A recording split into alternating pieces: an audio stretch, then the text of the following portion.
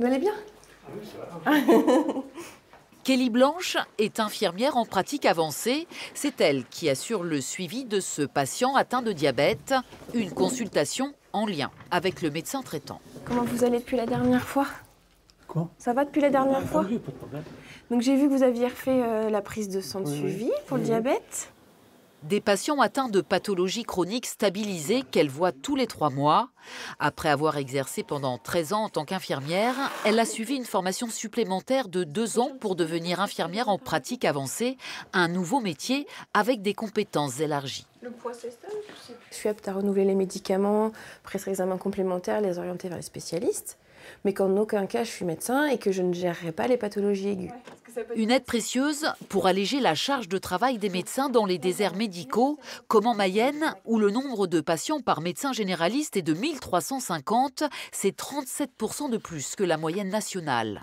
Dans ce contexte de pénurie médicale, le recours à ces infirmiers en pratique avancée est l'une des solutions pour améliorer l'accès aux soins. Le tout, c'est d'arriver à mettre en place des organisations qui ne soient pas des modes dégradés où on perd de la qualité, style les téléconsultations, les centres de soins non programmés qui se montent. Le tout, c'est d'assurer une bonne qualité des soins. Pour nous, la seule façon d'arriver à prendre en charge ces patients atteints de pathologies chroniques qui perdent leur médecin traitant, qui n'ont plus de médecin traitant, c'est de travailler avec une infirmière en pratique avancée. Des professionnels comme Aurore Bénard, arrivée il y a 3 ans au pôle santé de Mayenne. Elle s'occupe aujourd'hui de 640 patients qui lui ont été confiés par les 6 médecins de la structure. Et ces consultations durent environ 45 minutes. Donc je vais informer le médecin de votre problème là, dermatologique sur votre pied.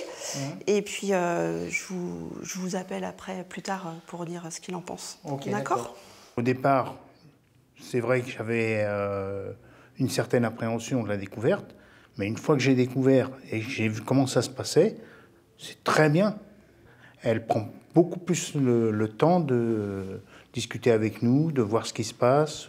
Passer du temps permet aussi de libérer la parole, d'accéder à des informations aussi qu'on n'aurait pas forcément dans une consultation courte. En Mayenne, les infirmiers en pratique avancée ont aujourd'hui acquis la confiance des médecins comme des patients et sont devenus l'un des maillons de la chaîne médicale. Et pour aller plus loin, Cathy Collin nous a rejoint sur ce plateau. Bonsoir Cathy. Bonsoir Mathieu. On parle souvent de désertification médicale. Où en est-on aujourd'hui dans la région ? Eh bien, Mathieu, 8,2 médecins généralistes libéraux pour 10 000 habitants. On est un peu en dessous de la moyenne nationale qui est à 8,5.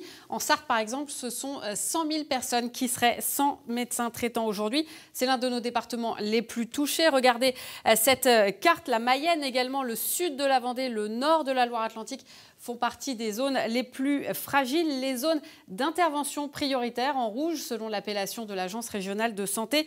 Mais toutes les zones rouges ou oranges sont considérées comme sous-denses. Vous voyez que très peu de secteurs y échappent. Alors voilà pour le constat, Cathy, mais quelles solutions ces dernières années ?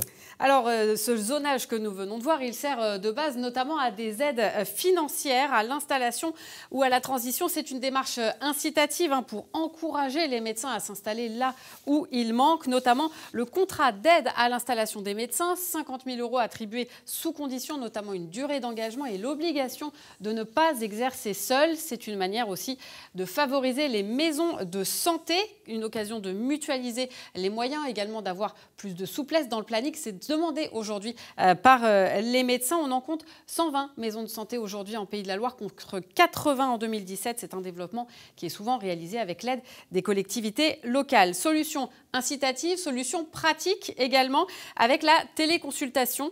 On peut le faire par téléphone ou bien par télécabine installée dans les EHPAD ou dans les pharmacies alternatives. Pas remède miracle, on l'a entendu dans le reportage. Autre option, un bus itinérant, là aussi en téléconsultation, mais en présence d'un infirmier. Nous vous en avions parlé, notamment en Sarthe. Et est-ce que côté législatif, on envisage une piste plus contraignante ? Oui, effectivement, c'est ce qui déplaît d'ailleurs à la profession, avec notamment l'idée de réguler l'installation des généralistes. C'est l'objet d'une proposition de loi transpartisane portée par 256 députés derrière le socialiste mayennais Guillaume Garot. Empêcher une nouvelle installation là où le nombre de médecins est jugé au moins suffisant. C'est 13% du territoire national.